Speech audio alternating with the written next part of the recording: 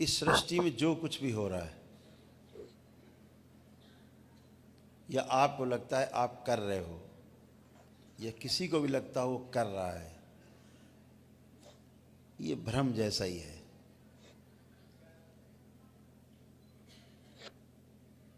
क्योंकि सब कुछ हो रहा है, हम कर नहीं रहे हैं, करने में माध्यम बने हुए हैं, उसका निमित्त हैं, कर नहीं रहे। जिस दिन ये भाव आपका पक्का हो गया कि अच्छा हुआ या बुरा हुआ, हमने नहीं किया, हम तो निमित्त थे,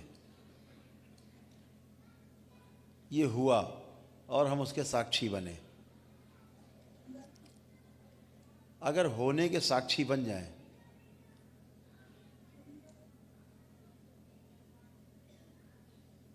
तो इसे ध्यान कहते हैं। और होने के साक्षी बनने का जो सिद्धांत है वो वर्तमान से निकलता है। हम वर्तमान में हैं,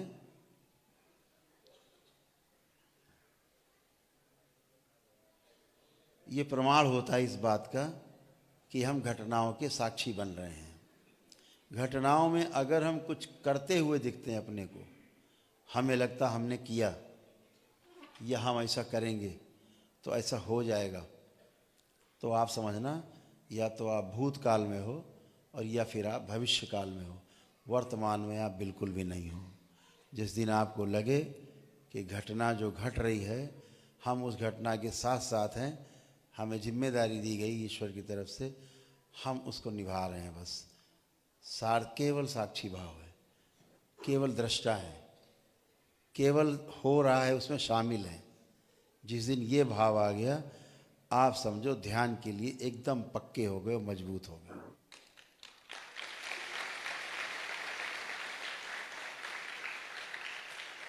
जैसे ही ये लगता है कि हम कर रहे हैं या हमने किया, हमने ऐसा कर दिया तो ऐसा हो गया, ऐसा किया तो वैसा हो गया, बस आप कर्म भोग के सिद्धांत में फंस गए।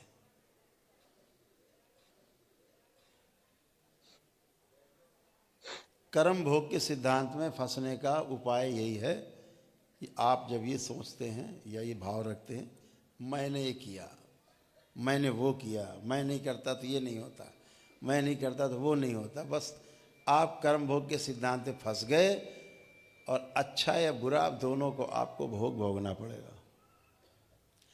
जिस दिन आपको ये हो जाए कि ईश्वर जो कर रहा है उसमें हम शामिल हैं, हर काम में मैंने नहीं किया, हम तो शामिल हैं, उस दिन आप कर्म भोग के सिद्धांत से बाहर हो जाते हैं। बहुत अद्भुत है। अगर अच्छे काम का श्रेय आप ले रहे हो तो बुरे का भी आपको श्रेय लेना पड़ेगा और दोनों ही भोगने पड़ेंगे आपको। अगर आपका ताला बंद है कर्म कर्म कर्म का कि हम कुछ कर ही नहीं रहे, तो ना अच्छे का भोग ना बुरे का भोग।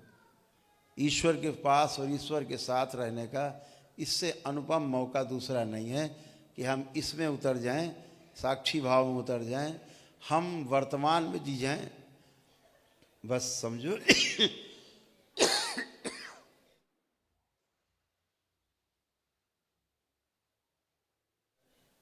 पार हो गए।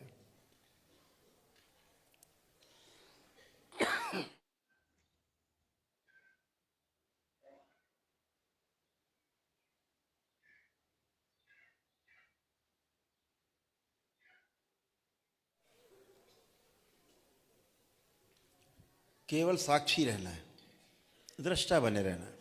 आंखें बंद करते हो, जब करते हो,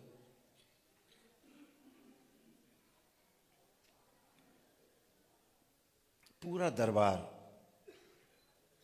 सक्रिय रहता है।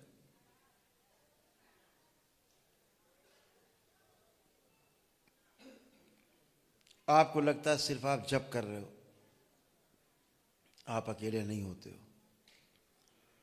पूरे दरबार के बीच में आप होते हैं, कड़ी सुरक्षा के बीच में आप होते हैं। क्यों?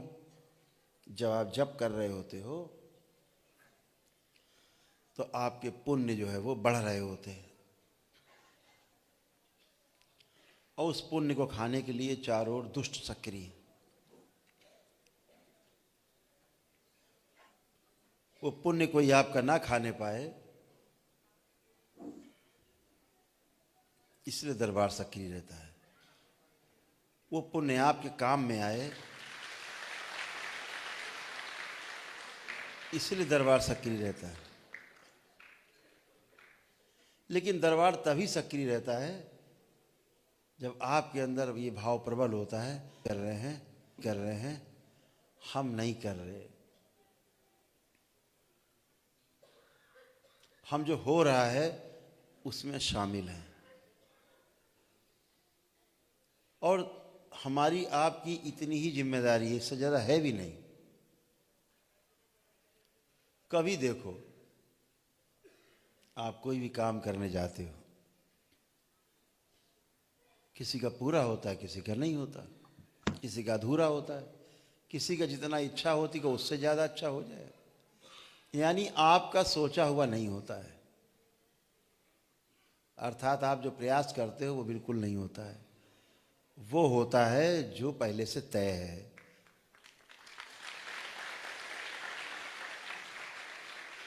केवल आप क्रिया करते हो जिम्मेदारी से, इतना काम आपका, फल देना काम ईश्वर का। भगवान श्री कृष्ण भी गीता में कहते, बहुत प्रसिद्ध है, ये कर्मण्येवाधिकारस्ते मा फलेषु कदाचन।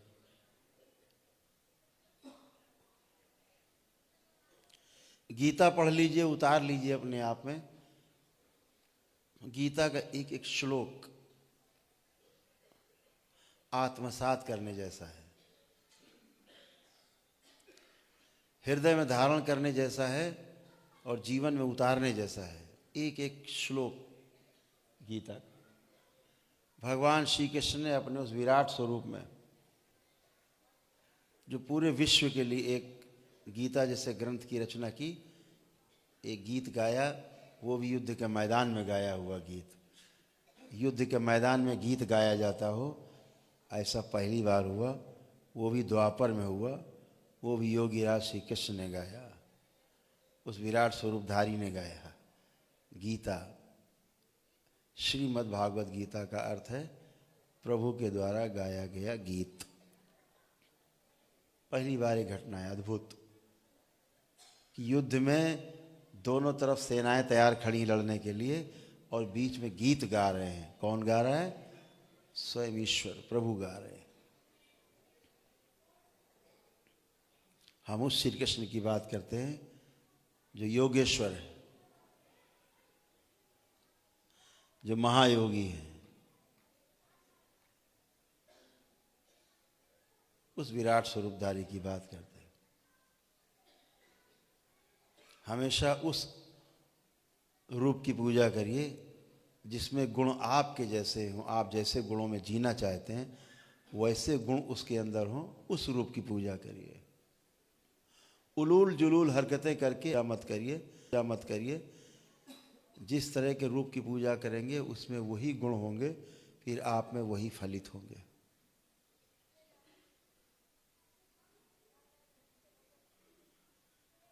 फिर बच्चे चोरी करते हैं, उलूल जुलूल हरकतें करते हैं पास पड़ों में बच्चियों के साथ, महिलाओं के साथ।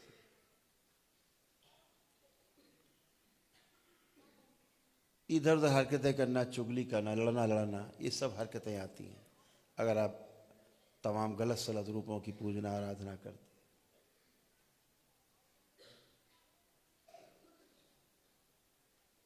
तो उसी रूप की पूजा करें जिस प्रकार के गुणों की आपकी चाहना है। ध्यान रखो, इस पूरी सृष्टि में मेरे स्वयं के देखे कोई भी अपना शरीर नहीं चला रहा है।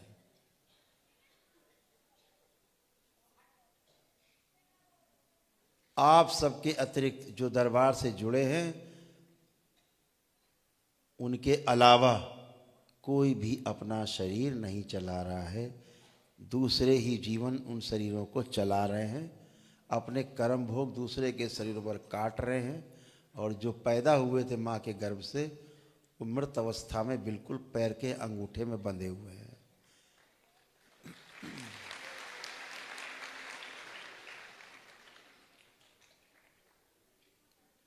बेहोशी में जी रहे हैं, जैसे आप कभी बेहोशी में जिए हैं। आज पूरे होश में हैं। आज ध्यान कर सकते हैं, साधना कर सकते हैं, पूजा कर सकते हैं, जप तप अनुष्ठान सब कर सकते हैं, पूरे पूरे होश में हैं।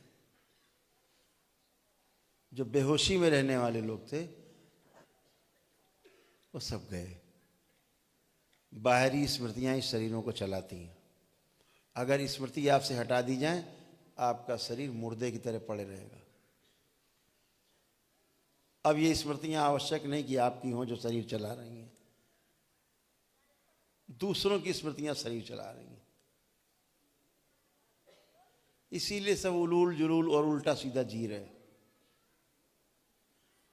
जब आप दरबार से जुड़ते हो तो दरबार आपकी तमाम गंदगी, जन्मों जन्मों की गंदगी को नष्ट करता है, पितरों को मुक्ति देता है, काल सर्प दोष काटता है,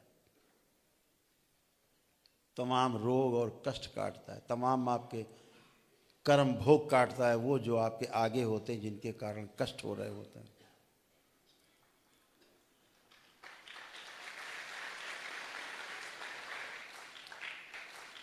तब आप ध्यान साधना के लायक बनते हो, आप बन के बैठे हो। दरबार से जो लोग नहीं जुड़े हैं, जब वो ध्यान और साधना करते हैं तो दूसरे लोग शरीर में होते हैं, उथल पुथल, ऊपर नीचे, दाएं बाएं, उठा पटक करते रहते हैं।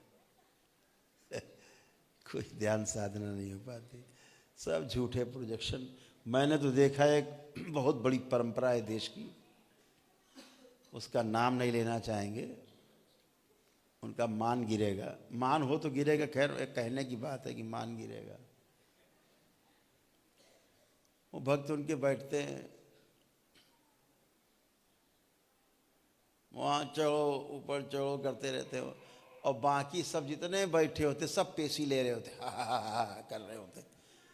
वो बताते हैं ऊर्जा चढ़ रही ऊपर। अरे भैया, ऊर्जा पहले कोई चढ़ने तो देगा तब तो चढ़ेगी।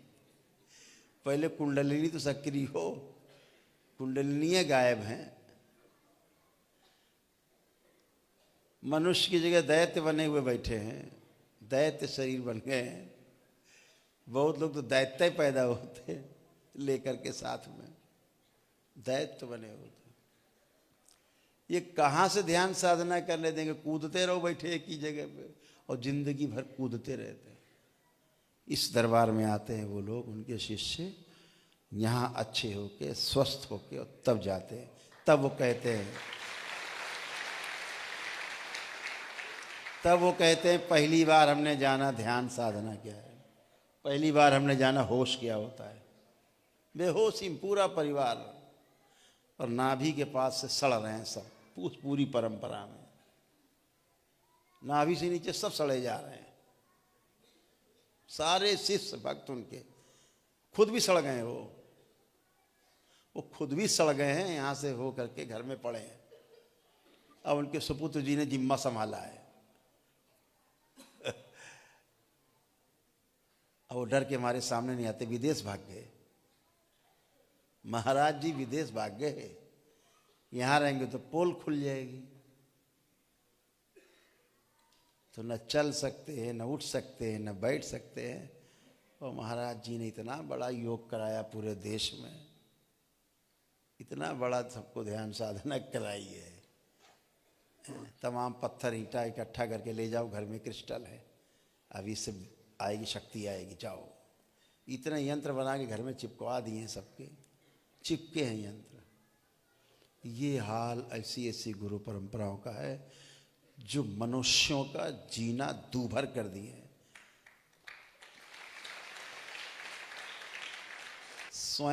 स्वयं मर रहे हैं और लोगों को मरने के लिए तिल तिल करके, तड़प तड़प के मरने के लिए बाध्य कर दिए।